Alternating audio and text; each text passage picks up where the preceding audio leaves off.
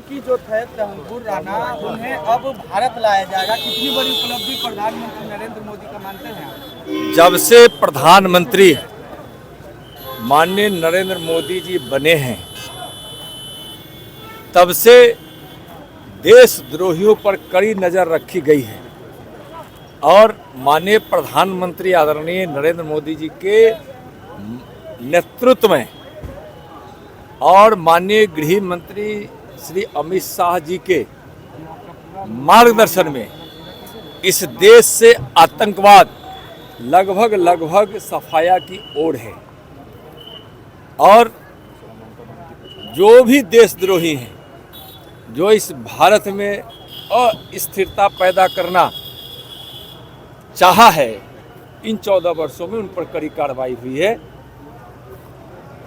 और कोई देशद्रोही अब बचने वाला नहीं। ममता बनर्जी ने कहा है कि लागू नहीं होने देंगे, बंगाल में लागू नहीं होने देंगे।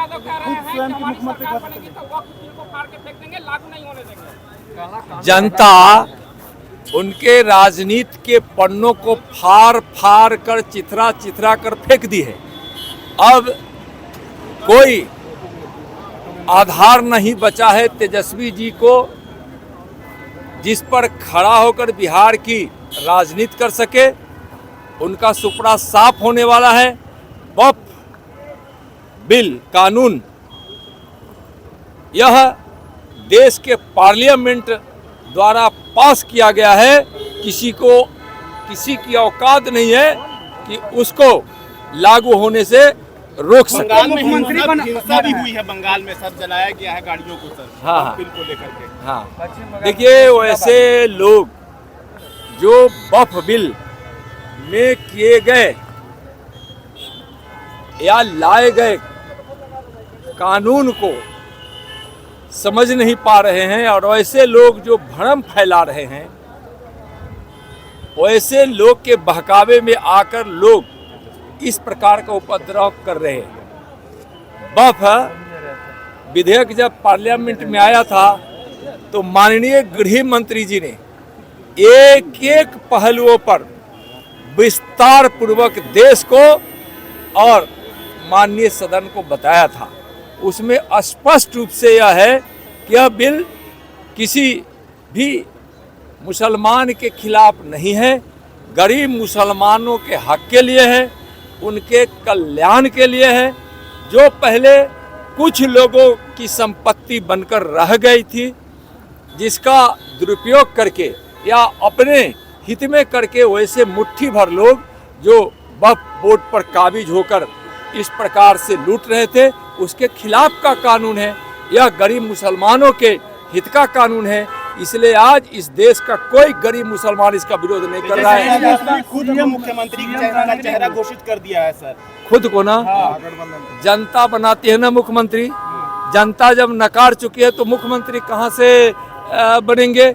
वह मुंगेरी लाल के हसीन से अपने बिहार में एक तो बड़ा अपने यहाँ प्रचलित कहावत है, वही उनके हसीन से अपने देख रहे कुछ होने वाला नहीं, उनका खटिया खड़ा हो गया।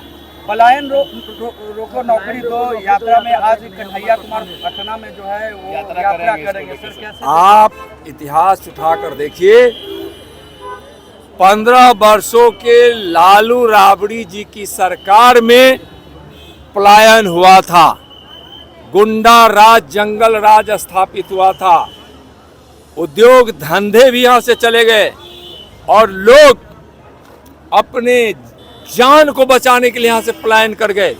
बेरोजगारी इतनी बढ़ गई थी कि रोजगार के लिए यहाँ से लोग पलायन कर गए। लेकिन अब जब से एनडीए की सरकार बनी है और जिस प्रकार से यहाँ विकास को गति मिली है और यहाँ अब रोजगार के अवसर प्राप्त हो रहे हैं, तो पलायन अब रुका है।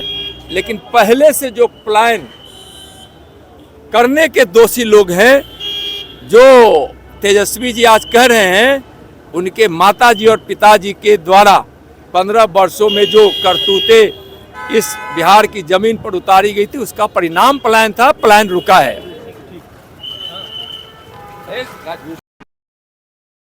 तमसोमा ज्योतिर्गमय गुरुकुल शिक्षा मंदिर संस्थान के साथ बनाए अपना भविष्य। रेगुलर और प्रोफेशनल कोर्सेज, सेकेंडरी और senior secondary courses, law, teachers training courses, pharmacy and nursing के साथ पैरामेडिकल में डायरेक्ट एडमिशन पाए। वेबसाइट विजिट करें या दिए गए नंबर पर कॉल करें। हमारा पता है गुरुकुल शिक्षा मंदिर संस्थान, कल्याण चौक, DS कॉलेज रोड, कटिहार। हमारा वीडियो अगर आपको अच्छा लगा हो तो आप हमारे वीडियो को लाइक करें, शेयर करें और हमारे चैनल को सब्सक्राइब जरूर करें।